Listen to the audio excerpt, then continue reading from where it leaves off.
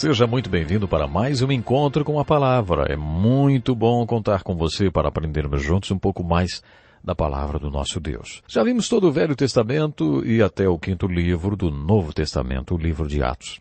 Esse livro descreve o nascimento da igreja, que aconteceu no dia de Pentecostes. Chegando o dia de Pentecostes, estavam todos reunidos num só lugar. De repente veio do céu um som como de um vento muito forte e encheu toda a casa na qual estavam assentados. E viram que parecia línguas de fogo que se separavam e pousavam sobre cada um deles. Todos ficaram cheios do Espírito Santo e começaram a falar noutras línguas conforme o Espírito os capacitava. Havia em Jerusalém judeus tementes a Deus, vindos de todas as nações do mundo. Ouvindo-se o som, ajuntou-se uma multidão que ficou perplexa, pois cada um os ouvia falar em sua própria língua. Atônitos e maravilhados, eles perguntavam: acaso não são galileus todos esses homens que estão falando? Então, como os ouvimos, cada um de nós, em nossa própria língua materna? Atônitos e perplexos, todos perguntavam uns aos outros: que significa isso? Alguns, todavia, zombavam deles e diziam: eles beberam vinho demais. Então Pedro levantou-se com os 11 em alta voz, dirigiu-se à multidão. Homens da Judéia e todos os que vivem em Jerusalém, deixe-me explicar-lhes isto. Ouçam com atenção. Estes homens não estão bêbados, como vocês supõem. Ainda são 9 horas da manhã. Ao contrário, isto é o que foi predito pelo profeta Joel. Essa é a descrição do dia de Pentecostes no capítulo 2 de Atos. É importante que nós entendamos um pouco mais sobre esse poder dado à igreja. A primeira coisa é que este acontecimento ocorreu num dia sagrado, chamado Pentecostes. Pentecostes é o dia em que os judeus comemoravam a colheita que Deus lhes tinha dado. Era um dia especial e de festa. Eles sabiam que Deus é a fonte de todo e qualquer processo que gere vida e faça a terra dar seus frutos. Esse dia era importante e muito tradicional dentro da história dos hebreus. O evento do Pentecostes ocorreu no dia em que eles comemoravam a colheita por um significado, uma simbologia importante. A grande colheita estava para começar. Deus estava começando a sua maior colheita. Quando Jesus falou desta colheita, ele disse: abram os olhos e vejam os campos, eles estão maduros para a colheita. Jesus estava dizendo que o povo estava maduro, pronto para o seu evangelho, interessado nas coisas espirituais. Abram os olhos e vejam os campos, eles estão maduros para a colheita. Deus começou a construir sua igreja no dia de Pentecostes. Você está lembrado do propósito da igreja? O propósito da igreja era a grande comissão. Vão, façam discípulos e construam minha igreja fazendo discípulos. Esse é o propósito para o qual o poder do Pentecostes veio. E é por isso que veio no dia da colheita, no dia do Pentecostes. Quando chegou o grande dia, sinais e maravilhas acompanharam a vinda do Espírito Santo. Como eu já disse, talvez o maior de todos os milagres tenha sido as 3.000 pessoas que se tornaram discípulos naquele dia. Lembre-se, foi para esse fim que o poder foi derramado. Nunca se esqueça disso. Mas outros sinais também fizeram parte da vida do poder pentecostal. Houve um som, um barulho como de um vento muito forte. Esse barulho foi tão forte que atraiu as multidões que vieram para ver o que estava acontecendo. Talvez tenha sido como o barulho de um furacão ou alguma coisa parecida. Depois disso, línguas de fogo vieram, se separaram e desceram sobre cada um que estava profetizando, e as pessoas falavam em outras línguas. O interessante a respeito deste fenômeno é que todos entendiam o que estava sendo dito. Não importava que língua era falada, todos entendiam. Existem 2 pontos importantes sobre o dia do Pentecostes que nos ajudam a entender o seu significado. A primeira pergunta que fizeram foi: que significa isso? Quando Pedro disse: deixe-me explicar isto. Isto é o que foi predito pelo profeta Joel. O que Joel profetizou foi que nos últimos dias Deus derramaria seu Espírito sobre seus filhos e filhas, e que eles profetizariam. Lembre-se do que aprendemos quando estudamos os profetas. Um profeta é alguém que fala por Deus ou através de quem Deus fala. Profetizar é falar por Deus. Quando Moisés foi para o Monte Sinai e intercedeu pelo povo, foi um profeta. Quando Deus deu a ele uma palavra para o povo, e Moisés chegou lá embaixo com aquela palavra de Deus para o povo e a anunciou, ele foi um profeta. Deus falando através de um homem é profecia. No capítulo 2 de Atos, a mensagem veio através do milagre de línguas e foi uma profecia. Esta profecia era uma mensagem de Deus para os homens. O capítulo 14 de 1 Coríntios, no Novo Testamento, é um texto que fala sobre línguas. O dom de línguas sobre o qual Paulo fala nesse texto parece ser diferente das línguas faladas no dia do Pentecostes. O texto de 1 Coríntios diz o seguinte: pois quem fala em uma língua não fala aos homens, mas a Deus. De fato ninguém o entende. Em espírito fala mistérios. Essas são as palavras de Paulo. Nesse caso, a pessoa não fala línguas, mas mistérios. Portanto, não fala para homens, e sim para Deus. A pessoa está falando com Deus, não com homens. Os homens não conseguem entender porque fala mistérios no espírito para Deus. Essa manifestação de línguas é diferente da ocorrida no capítulo 2 de Atos. Pedro disse: isso é profecia. Foi o que o profeta Joel disse que aconteceria, que os filhos de Deus profetizariam quando o Espírito de Deus fosse derramado sobre eles. Isso aconteceu no dia de Pentecostes. Essa profecia superou a barreira dos idiomas e foi dirigida aos homens. Parece-me que no texto de 1 Coríntios 14, o dom de línguas é outro assunto. O dom de línguas naquele texto parece ser uma linguagem de oração, que permite que expressemos a Deus o que só é possível através da manifestação de línguas. Em Romanos 8, Paulo fala assim, o Espírito nos ajuda em nossa fraqueza, pois não sabemos como orar, mas o próprio Espírito intercede por nós, com gemidos inexprimíveis. O Espírito Santo pode controlar nossa língua e expressar coisas inexprimíveis. Esse é o dom de línguas. Entretanto, o que aconteceu no livro de Atos, no dia de Pentecostes, foi um sinal, uma maravilha que veio junto com a vinda do Pentecostes. Essa manifestação de línguas era outra coisa. Esse dom de línguas era profecia. Lendo o livro de Atos, descobrimos que aconteceram várias experiências de Pentecostes. Houve um Pentecostes quando o Evangelho começou a se espalhar em Jerusalém. Quando a mensagem foi para Samaria, houve outro. O Espírito Santo veio outra vez, como veio no dia de Pentecostes. Depois o Evangelho rumou para o mundo gentil, não judeu, como lemos no capítulo 10 de Atos. E aí houve mais um Pentecostes. Quando foi para a Europa, também aconteceu uma experiência muito bonita, uma intervenção divina no ministério de Paulo. Essa experiência o impediu de ir para a Ásia e o dirigiu para a Europa. Depois, quando o Evangelho se espalhou pela Ásia e foi para Éfeso, houve outro Pentecostes.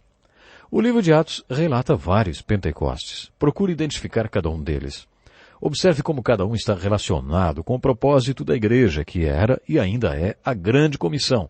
Mas receberão poder quando o Espírito Santo descer sobre vocês, e serão minhas testemunhas em Jerusalém, em toda a Judéia e Samaria e até os confins da terra. O Pentecostes se manifestou de várias maneiras à medida que a grande comissão foi sendo cumprida.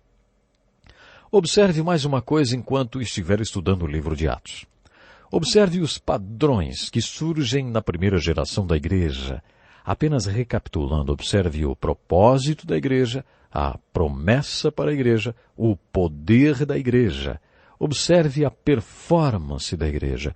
Observe a pregação e o povo que compõe a igreja.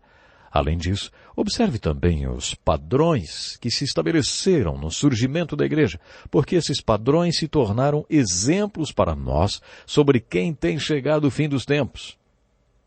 Observe principalmente o padrão da própria igreja. Podemos chamar este padrão de as marcas visíveis na igreja invisível. Você sabe se a igreja da qual você faz parte é uma expressão visível da igreja invisível? Os teólogos afirmam que existem marcas da igreja visível e da igreja invisível, ou da igreja universal e da igreja local. Paulo escreveu, A igreja que está em Corinto. Lembram? A igreja de Deus é invisível.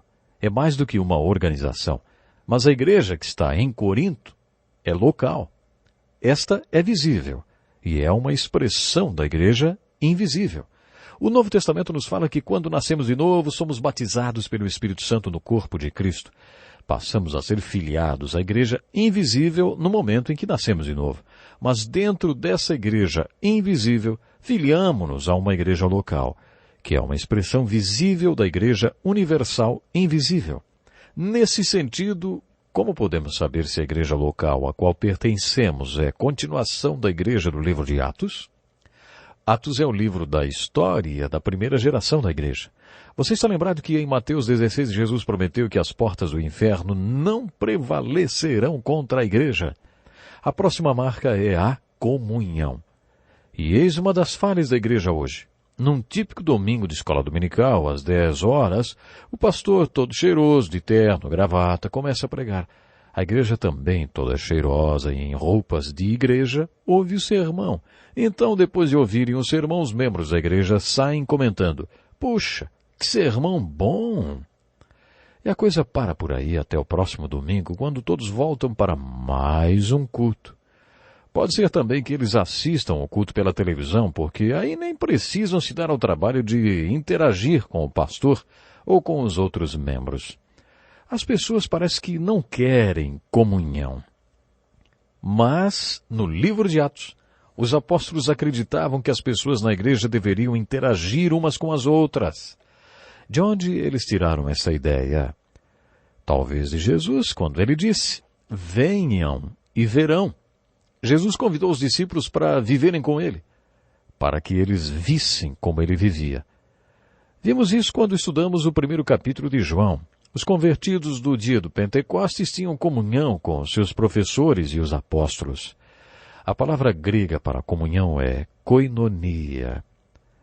Sam Schmaker, teólogo americano de Pittsburgh, dizia que comunhão é como dois colegas num mesmo barco. Quer dizer que comunhão é estar no mesmo barco com a outra pessoa, é ter uma parceria, um relacionamento que envolva compromisso. Os apóstolos tinham isso com Jesus. Eles tinham comunhão com o Mestre. Lemos no livro de Atos que quando os apóstolos iniciaram o ensino com aqueles que tinham se convertido, mantinham-se unidos e tinham tudo em comum. Esta é mais uma marca da Igreja Universal Invisível, a comunhão. A adoração é a quarta marca da Igreja Invisível. Todos continuaram unidos no ensino dos apóstolos, na comunhão e no partir do pão, quer dizer, na Eucaristia ou a mesa do Senhor, a Santa Ceia, a ordenança que Jesus deixou para que os apóstolos se lembrassem dele e o adorassem. Jesus disse: "Isto é o meu corpo dado em favor de vocês. Façam isto em memória de mim. Este cálice é a nova aliança no meu sangue, derramado em favor de vocês." Os primeiros cristãos se reuniam em koinonia e adoravam a Deus, cumprindo a ordenança da mesa do Senhor. A igreja de Atos era uma igreja que também orava. Como não conseguimos fazer a obra do Senhor sem o poder do Pentecostes, devemos orar e pedir a Deus que nos dê poder. Ore sempre. Se é verdade que você não é, mas Ele é, que você não pode, mas Ele pode, então você deve orar continuamente pedindo poder a Deus. Quem mais poderia ser um vaso através do qual Deus trabalha, senão você, hein? Recapitulando as marcas da igreja invisível de Atos, temos então a missão, evangelismo, o ensino, a comunhão ou koinonia e a adoração. A quinta marca era a oração. Lendo o livro de Atos e o Novo Testamento, identificamos mais 10 marcas da igreja invisível. A unidade é a próxima. A igreja formava um só corpo. Em João 17 lemos que Jesus pediu 5 vezes que os discípulos fossem um. E eles eram um e tinham uma só mente, a mente de Cristo. Eles tinham unidade. A 7ª marca poderia ser chamada de diversidade. Eles tinham unidade, mas não tinham que rejeitar a diversidade. Existem empresas que têm unidade, mas que não toleram diversidade. Esse não é o conceito bíblico de unidade, isto é uniformidade. Muitas organizações alegam possuir essa unidade e abrem suas portas para que outras pessoas façam parte delas. Mas só que essas pessoas não podem ser diferentes. Elas têm que sacrificar aquilo que é o único nelas para poderem fazer parte daquela unidade. Mas a igreja do Novo Testamento tinha unidade com diversidade. Havia mais uma característica, a pluralidade. Essa é a 8ª marca da igreja invisível. As igrejas locais do Novo Testamento sempre tinham pastores, no plural, nunca um único pastor. O conceito de um só pastor na igreja não é bíblico. Havia sempre mais de um pastor, plural, isso mesmo, pastores. Uma pluralidade de pastores. Todo o trabalho da igreja do Novo Testamento era de responsabilidade de todos os membros da igreja. Havia pluralidade nesse sentido, uma pluralidade sadia. O conceito de que a igreja deva ter profissionais no seu trabalho, isso tem tornado a igreja deficiente. As pessoas preferem pagar para um profissional se envolver na obra. Sabe, a igreja perde muito com isso. A igreja do Novo Testamento tinha uma pluralidade de liderança que entendia que o trabalho da igreja é responsabilidade de toda a igreja. A nova marca visível da igreja invisível é a empatia ou o amor prático. Era isso que o mundo percebia de diferente na igreja do Novo Testamento. Puxa, como eles se amam! Será que as pessoas falam isso da igreja de hoje? Será que posso falar isso da minha igreja? Uma das marcas da igreja invisível é o amor uns pelos outros. Na última ceia com seus apóstolos, Jesus lhes disse: amem-se uns aos outros. Como eu os amei, vocês devem amar-se uns aos outros. Com isso todos saberão que vocês são meus discípulos, se vocês se amarem uns aos outros. Essa empatia, ou esse amor de um pelos outros, é a nova marca da igreja invisível. Igualdade. Essa é a 10ª marca. As Escrituras pregam a igualdade absoluta dos diferentes membros do corpo de Cristo. Muitas mulheres acham que a Bíblia, de forma geral, mas principalmente as cartas de Paulo, subestimam a mulher. Já tive a oportunidade de visitar grupos e culturas primitivas. E sabe o que eu vi? Eu já vi uma mulher num chiqueiro amamentando o filho num peito e um leitãozinho no outro. Em outras culturas, os homens não cogitavam dormir com suas mulheres, mas dormiam com os porcos. Alguns interrompem o trabalho da mulher no campo o tempo suficiente para ter uma relação sexual com ela, mas não a consideram igual a eles. Os homens sempre exploraram o fato de serem fisicamente mais fortes do que a mulher. Existem homens que consideram a mulher como sua propriedade ou a sua escrava. Temos visto missionários e tradutores da Bíblia levarem o ensino da palavra para essas culturas. Depois que o povo aprende a ler a Bíblia e se converte, uma das primeiras coisas que acontece é a elevação da mulher dentro da comunidade. Eles aprendem com a Bíblia que homem e mulher têm o mesmo valor. Todos os membros do corpo são iguais. Por isso a empatia e a igualdade são características desse corpo de crentes em Jesus chamado igreja. Se uma parte da igreja está sofrendo em algum lugar do mundo, todo o resto do corpo deveria se angustiar e sofrer. Eu tentei jogar futebol quando estava na faculdade. Uma vez durante o jogo, ajeitei a bola no campo para cobrar uma lateral. Só que quando chutei a bola, que estava sobre uma grande pedra enterrada no campo, chutei a ponta daquela pedra junto e com toda a minha força. Na mesma hora meu pé inchou dentro do sapato. Arrastaram-me para fora do campo e me levaram para o hospital. O dedão do meu pé estava triturado até a sua junta. Ah, que dor horrível! Enquanto eles cuidavam do meu dedão, eu tinha dores fortíssimas no estômago. A pancada tinha sido no dedão do pé, mas o meu estômago estava doendo também. Eles me disseram que aquela reação era causada pela empatia do sistema nervoso. Tudo está ligado. Segundo o apóstolo Paulo, é assim que deveria acontecer com a igreja. Se o membro sofre, todos sofrem também por causa da empatia entre eles. É assim que deveria ser com a igreja local. Busque na sua igreja local essas marcas visíveis de que a igreja de Jesus Cristo está edificada no meio dos que creem.